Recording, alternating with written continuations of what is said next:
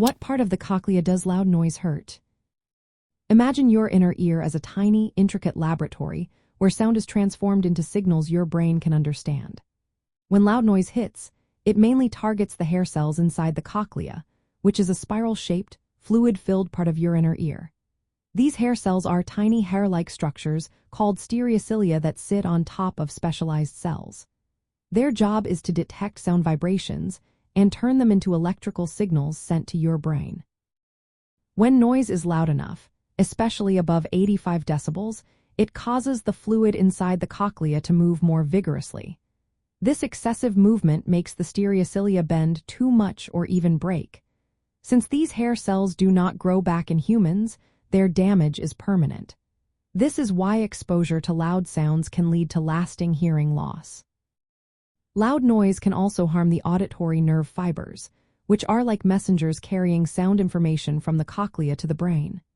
When these nerve fibers are damaged, it might not show up on standard hearing tests, but it can make understanding speech difficult, especially in noisy places. This condition is sometimes called hidden hearing loss because it's not always obvious with regular hearing checks.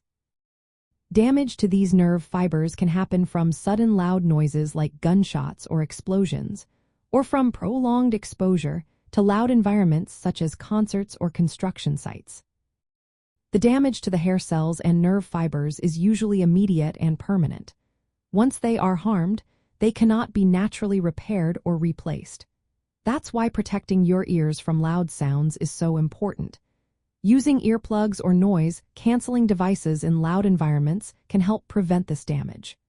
Limiting how long you are exposed to loud sounds and taking breaks can also make a big difference.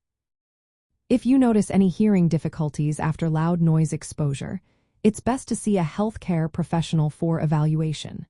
Remember, early prevention is key because once these cells and fibers are damaged, the hearing loss is typically irreversible.